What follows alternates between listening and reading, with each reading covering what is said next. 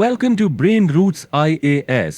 आज हम एक बहुत ही फैसिनेटिंग, आई वुड से एक माइंड बेंडिंग ज्योग्राफिकल कॉन्सेप्ट पढ़ेंगे, एंटीसीडेंट ड्रेनेज।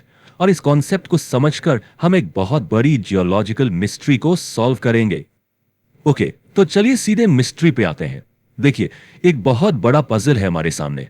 हम सब जानते हैं कि इंडस और ब्रह्मपुत्र जैसी विशाल नदियां हिमालयस के पीछे से टिबेटन प्लेटो से शुरू होती हैं, लेकिन फिर वो कुछ ऐसा करती हैं जो ऑन द सरफेस इम्पॉसिबल लगता है। वो दुनिया की सबसे ऊंची, सबसे powerful mountain range the great Himalayas को सीधा काट कर उसके आर पार निकल जाती हैं। How is that even possible? एक नदी उस पहाड़ को कैसे चीर सकती है जो इंडियन और यूरेशियन टेक्टोनिक प्लेट्स की टक्कर से लगातार कंटिन्यूअसली ऊपर उठ रही है? यही वो पैराडॉक्स है जिसे आज हमें सॉल्व करना है। सबसे पहले हम इस हिमालयन पैराडॉक्स को ठीक से समझेंगे, फिर हम अपने प्राइम सस्पेक्ट यानी एंटीसीडेंट ड्रेनेज के कॉन्सेप्ट को डिकोड करेंगे। उसके बाद हम रिवर और माउंटेन के बीच इस एपिक जियोलॉजिकल बैटल के प्रोसेस को देखेंगे, हिमालय से एविडेंस चेक करेंगे, फिर एक ऑल्टरनेट एक्सप्लेनेशन पर भी गौर करेंगे जो बहुत जरूरी है, और finally in extra ordinary reverse को ठीक से क्लासिफाई करेंगे। तो चलिए अपने प्राइम सस्पेक्ट से मिलते हैं, वो कॉन्सेप्ट जो इस पूरी हिमालयन मिस्ट्री की चाबी है, और वो कॉन्सेप्ट है एंटीसीडेंट ड्रेनेज। आइए इस टर्म को ब्रेक डाउन करते हैं। एक एंटीसीडेंट स्ट्रीम क्या है? ये वो नदी है जो अपने रास्ते में जमीन के ऊपर उठने के बावजूद अपना ओरिजिनल कोर्स मेंटेन रखती है, उसको छोड़ती नहीं। यहां सबसे इंपॉर्टेंट शब्द है एंटीसीडेंट। एंटी का मतलब होता है बिफोर, मतलब बिल्कुल साफ है। नदी उस लैंडफॉर्म के, उस पहाड़ के बनने से पहले से वहां मौजूद थी। So the river is older than the mountain it cuts through. Simple yet profound.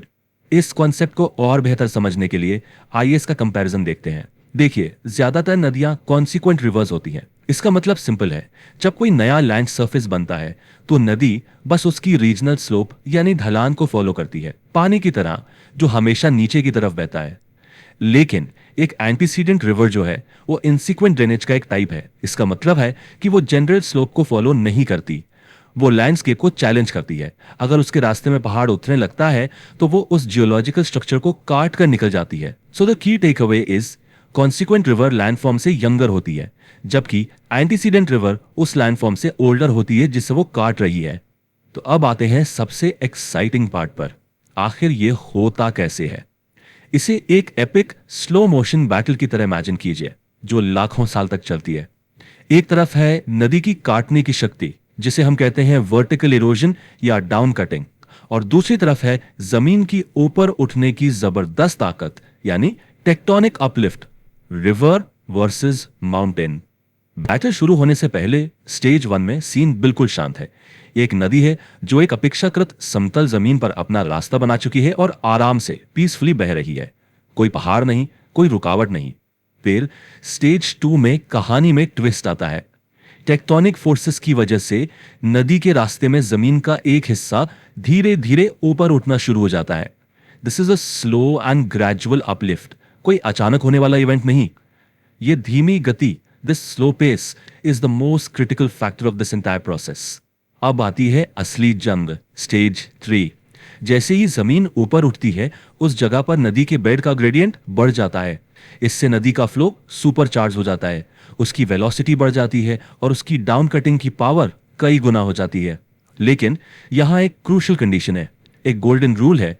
नदी के जीतने के लिए उसके रेट ऑफ डाउन कटिंग को रेट ऑफ अपलिफ्ट के बराबर या उससे ज्यादा होना चाहिए।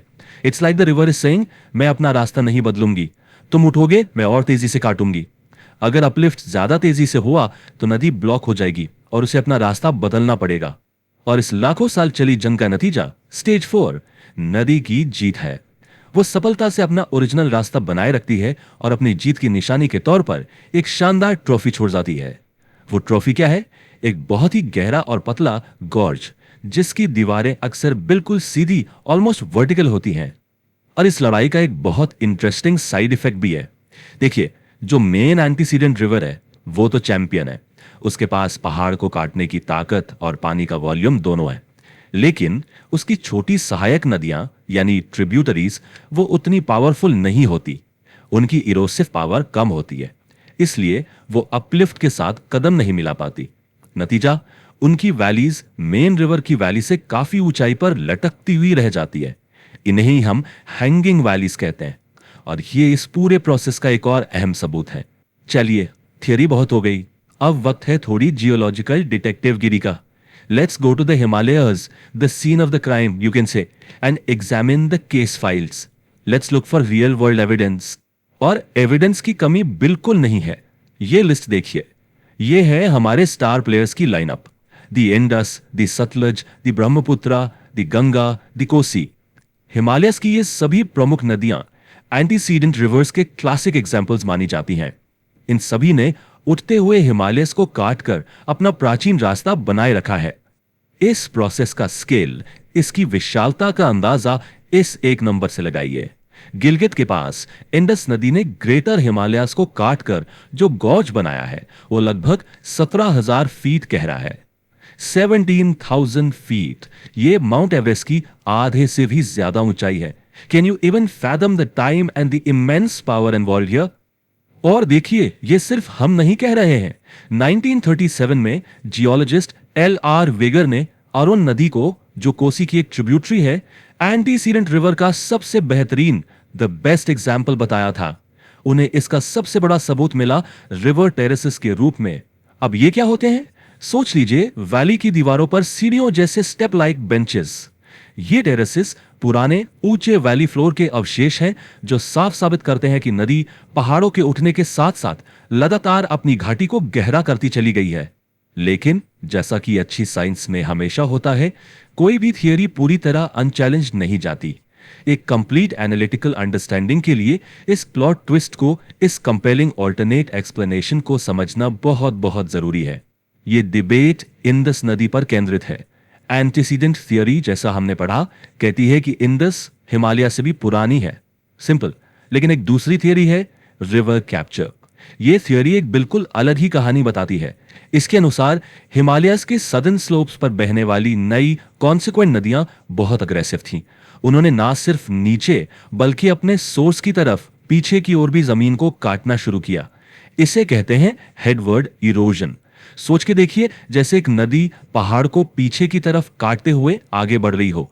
यह थियरी कहती है कि आखिरकार इन अग्रेसिव सदर्न नदियों में से एक ने इतना हेडवर्ड इरोजन किया कि उसने मेन हिमालयन रिज को तोड़ दिया और नॉर्दर्न साइड पर बहने वाली नदी के पानी को कैप्चर कर लिया या चुरा लिया। सो जो आज हम देखते हैं वो एक प्राचीन नदी नहीं, बल्कि इस ड्रामेटिक जियोलॉजिकल पायरेसी का नतीजा हो सकता है।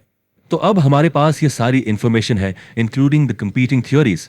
तो आइए इन सभी नदियों को एक स्ट्रक्चर्ड क्लासिफिकेशन में डालते हैं, ताकि रिवीजन और क्लैरिटी के लिए कॉन्सेप्ट बिल्कुल क्रिस्टल क्लियर हो जाए। हम हिमालयन रिवर्स को उनकी एंटीसीडेंट्स की डिग्री के बेसिस पर 3 टीयर्स में क्लासिफाई कर सकते हैं। ये बहुत यूजफुल है। टीयर 1 में वो असली जाइंट्स हैं, जैसे इंडस और ब्रह्मपुत्र। ये तीनों हिमालयन रेंजेस ग्रेटर, लेसर और आउटर हिमालयाज यानी शिवालिक्स सब के लिए एंटीसीडेंट है। फिर है टीयर 2, जिसमें झेलम और यमुना जैसी नदियां हैं, जो लेसर और आउटर हिमालयस के लिए एंटीसीडेंट है। और आखिर में है टीयर 3, वो छोटी नदियां जो सिर्फ सबसे नई रेंज यानी शिवालिक्स के लिए एंटीसीडेंट है।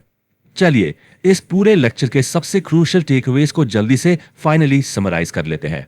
ये 4 कंडीशंस, ये चेकलिस्ट जरूर याद रखिएगा, यही एंटीसीडेंट ड्रेनेज के लिए एसेंशियल है। नंबर 1, एक पहले से मौजूद नदी होनी चाहिए। नंबर 2, अपलिफ्ट स्लो, ग्रेजुअल और लोकलाइज्ड होना चाहिए। नंबर 3, सबसे जरूरी, नदी का वर्टिकल इरोजन का रेट टेक्टोनिक अपलिफ्ट के रेट के बराबर या उससे ज्यादा होना चाहिए। और आखिर में इसका सबूत क्या मिलता है? एक गहरा पतला गॉर्ज। एक आखिरी विचार के साथ इसे खत्म करते हैं। जब हम इन प्राचीन नदियों को देखते हैं, जिन्होंने लाखों साल तक उठते हुए पहाड़ों के सामने हार नहीं मानी, तो क्या ये हमें असंभव लगने वाली बाधाओं के सामने निरंतर लगे रहने का, परसिस्टेंस का एक शक्तिशाली सबक नहीं सिखाती? If you found this explainer helpful and it cleared your concepts, please like, share and subscribe to Brain Roots IAS.